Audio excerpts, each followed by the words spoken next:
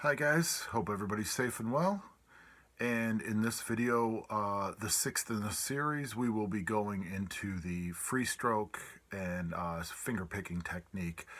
Just to finish some thoughts about chapter 10, the alternating bass is a very important technique to kind of fill out your chord playing. It can be used in the finger picking style that we're going to talk about right now, as well as the strumming style of playing, and it really can be used in any kind of music.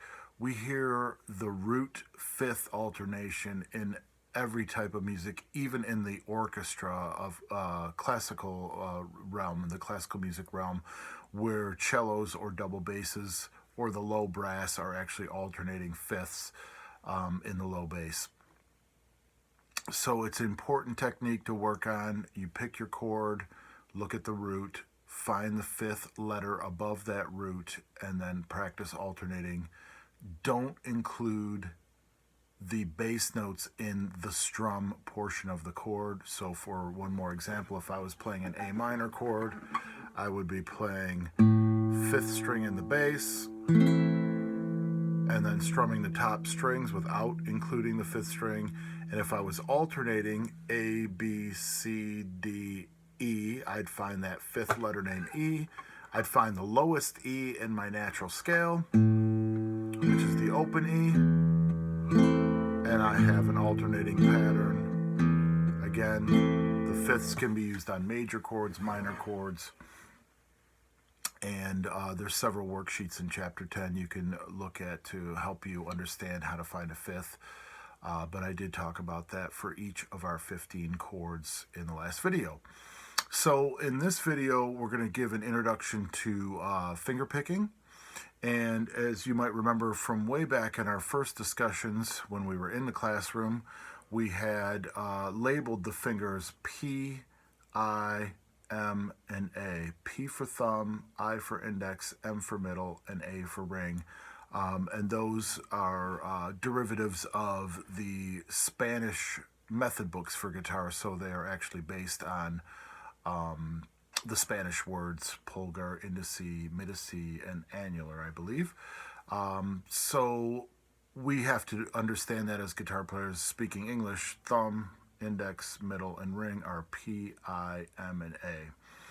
And simply put, a lot of introductions to classical guitar playing method books and technique books talk about a way to go about approaching these chord playing techniques with assigning the bass note or the root again with the thumb, and then the fingers are assigned to the top three strings. So the thumb's job is to alternate or move to the root string, bass string, could be either or. Could be the root of the chord, could be the base of the chord, like an alternating fifth note. And then the fingers are staying on the top three strings. So if I bring the guitar up close here, my thumb is playing the bottom three strings, and my fingers are playing the top three strings. Index is assigned to the G string, middle is assigned to the B string, and ring finger is assigned to the high E string. So depending on the chord, we'll have a combination of strings. So if I'm playing an E chord, I'm going to play the sixth string with my thumb, the index, middle, and ring. So let's see if I can hold the guitar this way so you can see it.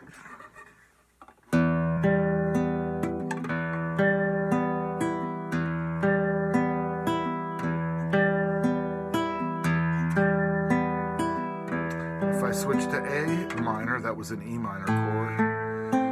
Notice the fifth string is now being played in the bass. Again, crucial that I know what the root note is of the chord, so I can play the root and then the top three strings again. If I go to a D chord, now my thumb is playing the fourth string, and my index, middle, and ring are still playing the top three strings.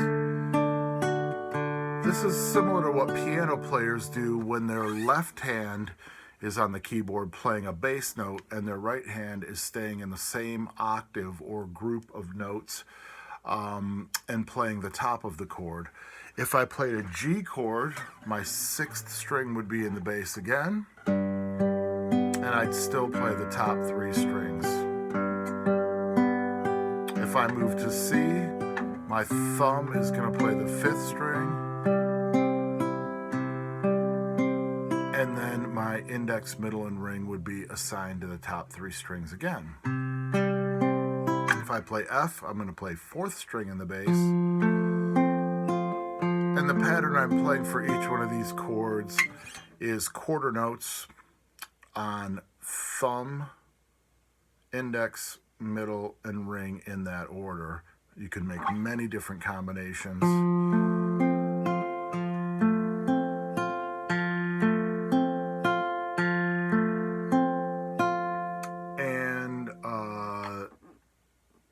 That would be, those are all of the chords except for B7. If I play the B7, the 5th is in the bass.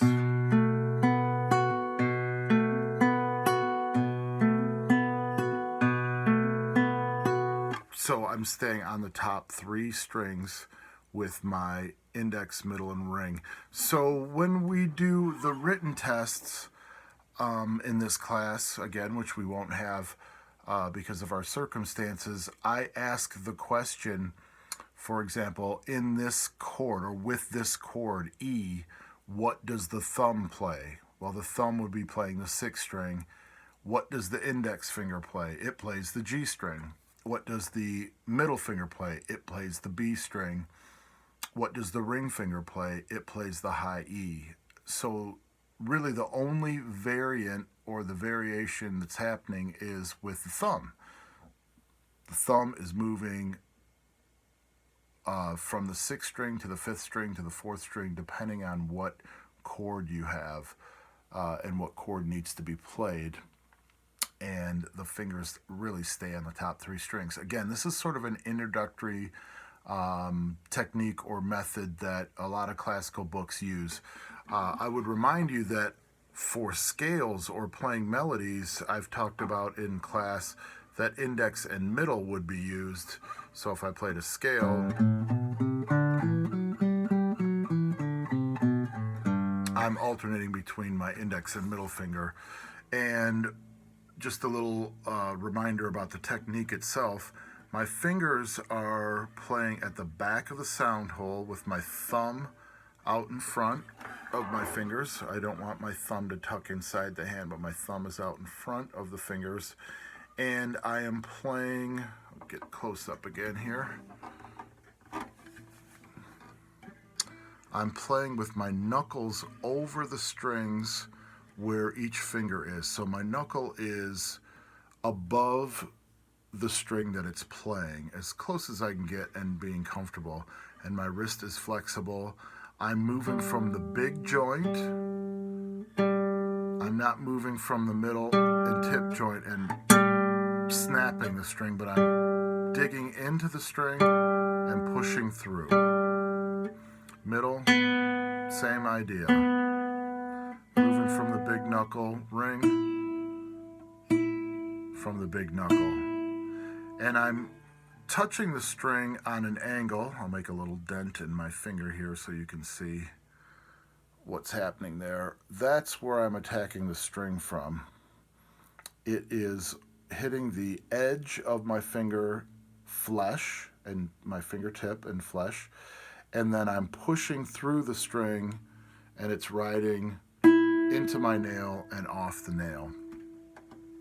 So the essential part of the information in this chapter is basically assigning the strings to fingers. Your thumb plays 6, 5, 4. Your index plays the G string, your middle plays the B string, and your ring finger plays the high E. There are some variations, and I'll have a follow-up video about the many variations that Disler shows coming soon. Have a great day, night, whatever time it is for you, and we'll talk to you soon. Thank you.